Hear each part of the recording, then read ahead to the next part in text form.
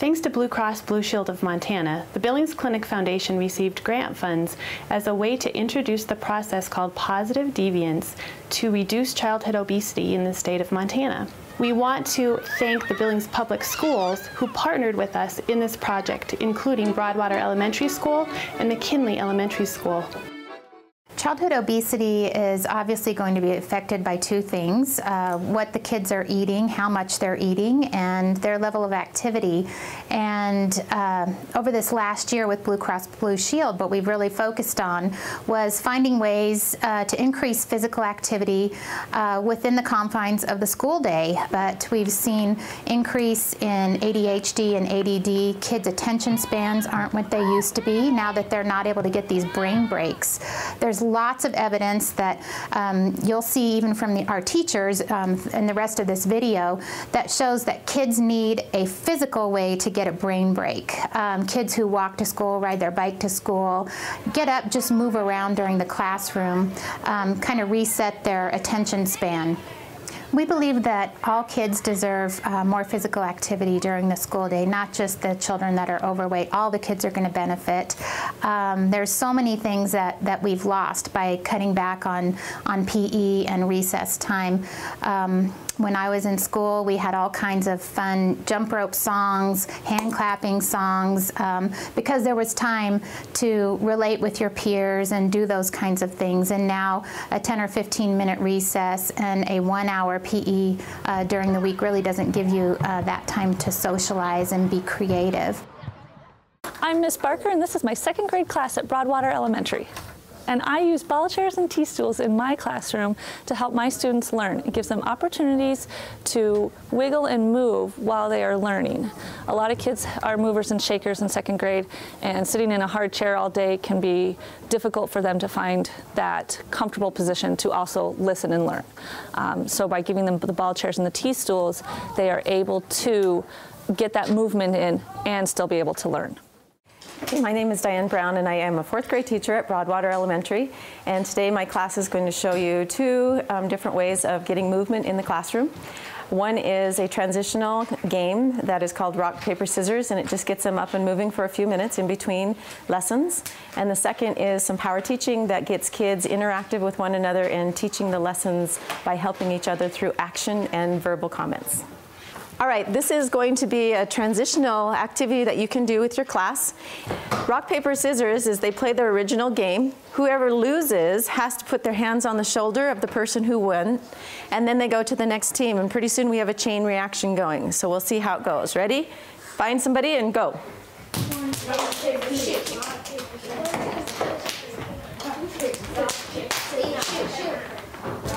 All right, the next activity that we're going to do is a form of power teaching where the students will be mirroring an action that I do to learn a concept, and then they will teach each other the concept.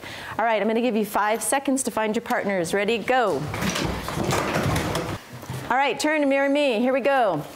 There are 4 basic needs of animal. The first basic need is water. The second basic need is food.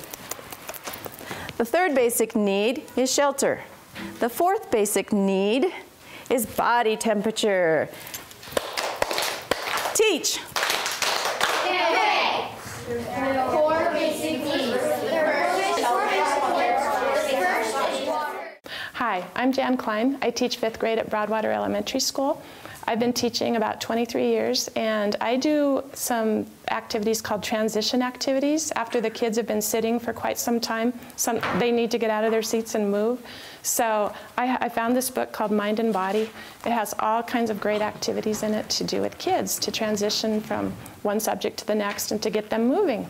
I do these activities because as an adult, I know how hard it is to sit for long periods of time, get a little antsy, so I can imagine how my 10 and 11-year-old 5th graders feel. So I feel like they need to get moving in between subjects so they're not just sitting for hours at a time. The activity we're going to be doing today is called Zero In, and it's where the students will I'll have someone come up here, and the student will have to guess a secret number. And the student will ask the rest of the class, is the number, say it's 6. If the number is greater than 6, Savannah will show you what they do. If it's greater than 6, they jump up and down.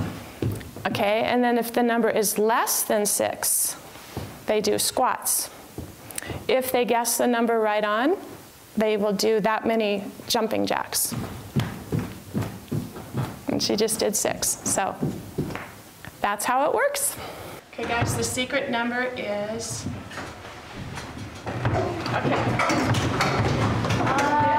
Set. It's the number 5.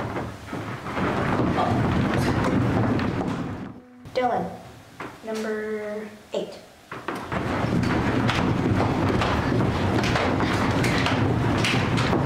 Nice job. My name is Heather Weber, and I teach 6th grade at Broadwater. And in order to get my students kind of pumped up for the day, I take them out running in the morning. It's after our reading block, so the kids have been sitting for quite a while. So I tell them that they have to run, and they absolutely love it.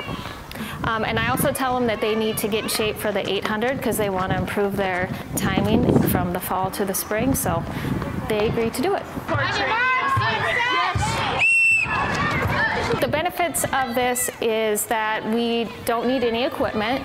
The kids are all ready to go, and it only takes really about 10 minutes by the time we get out there, run, and come back in. I noticed that they're not yawning as much, and they're kind of pumped up to do math because they all love math so much. So I think it really helps getting the oxygen and the blood flow to the brain, and it's really good for them. Hi, I'm Nathan Steyer, and I teach 6th grade at Broadwater Elementary. An activity that we occasionally get to do in class is a hand-eye coordination ball toss game that we use our recyclable material. We just take a sheet that's meant for recycling or for trash, we make a paper ball out of it, and we just meet in groups, and we keep our eyes on each other, and we toss the ball to each other, practicing our hands and eye coordination. We do this intermittently throughout the day so that students can get a little bit of a break, practice with their eyes and their hands, tossing to each other. It kind of keeps the brain a little bit more active. It gets them up and off and moving and gets them tossing. Some benefits that I've seen from my students for doing this activity include less sluggish students, students more willing to do their work, students taking care of the recycling, and students just generally having fun in school. It's a very quick activity too. There's a benefit for teachers. It only takes about 1 or 2 minutes to do, and once the students do it a couple of times, we understand what we're doing. My class is fully aware of what they need to do right now. So. All right, my name is Mark Kane, and I teach 1st grade at McKinley Elementary. And some of the movement activities that I use in my classroom, we do a lot of dancing to YouTube videos and to other songs. We do some transition movements, and so I'll have them do specific activities where a lot of times it's counting and math related body movements. 15 plus 4 scissor jumps. The reason why I do it is because they enjoy it. It kind of gets them engaged into whatever lesson that I'm teaching, and it kind of gets the wiggles out. And so I think if I can do those things and then bring them back, it makes other parts of my day more productive. Particularly with the next lesson or with the next few moments in class, then when we've gone from a movement activity back to a more structured lesson, they're a little more attentive. They've had a chance to move, and so actually going back to the stillness of a still activity is easier for them after they've been able to move. My name is Tanya Watt, and I teach 2nd grade, and we're going to be doing Adventure to Fitness. And Adventure to Fitness is a website that is an educational-based website that helps the kids take different adventures throughout the world on the video, and then they are using their imagination, their minds, and their bodies to become more physical and live a healthy lifestyle. It takes about 30 minutes for each session, and there are educational things that go along with it for the beginning and for the end. Yeah, I do see a lot of benefits. It keeps their attention. They love doing it. It gets them physical. It helps them to get some of their energy out, and then they can focus better on whatever we're doing next. So I see both the educational and physical benefits of that. Hi, I'm Jerry Skelly. I teach kindergarten at McKinley Elementary. We use physical activity in our classroom to help the children become engaged in their academic work. We do dancing.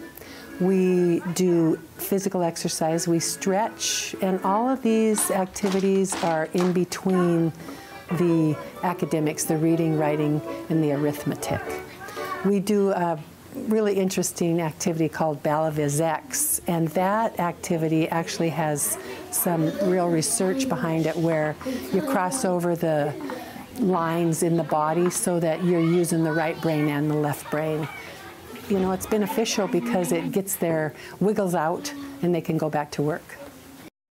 I'm Pat Lothian, and I teach 4th grade, and I'm here to talk about our movement activities. We have about 12 different movement activities that we do during the day when the kids are getting kind of that glassy-eyed look and needing some activity to get their brain in gear. Go. 1, 2. So today we're going to feature 2 of our movement activities, and one of them is called 4 Corners, and the other one is called 1 Minute Jam. So we have about 12 activities. Each day we pick a different student to lead the activity, and then we rotate each day.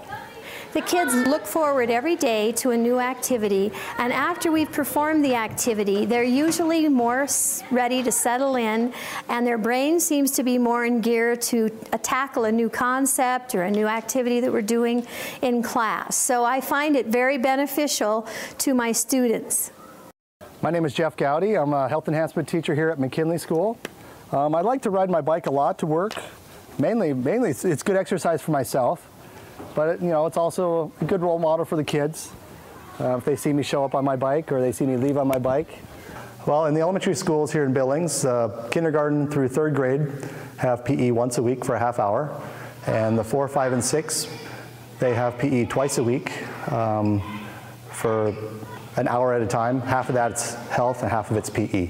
We were able to do the Big Sky Fit Kids Club here at McKinley it was a 3-month deal. We did it twice a week for 45 minutes at a time. Today the 2nd graders are going to come in, and we're going to kind of have a free choice day. It's their last day of PE for the school year, and so they're going to have options. They're going to do a warm-up, we'll jog, and then they're going to have options. They'll be able to climb on the traverse wall. They'll also be able to climb on the rope. They also have some scooters that they can do, jump rope, they can do pull-ups, and there's hula hoop activities, and then they'll be able to shoot some baskets. Well, we began the positive deviance process in the Billings schools by kind of orienting a number of school officials and principals and teachers to the process.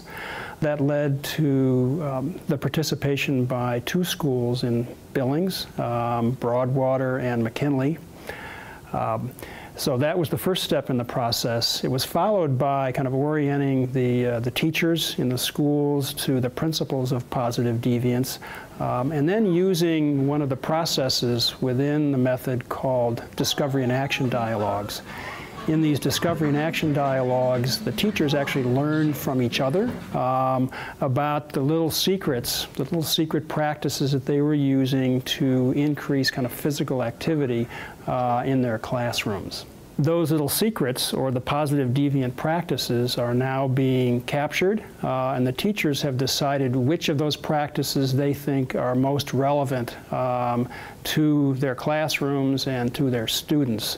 So those practices will be shared so other teachers can use the positive deviant practices used by other teachers in their work.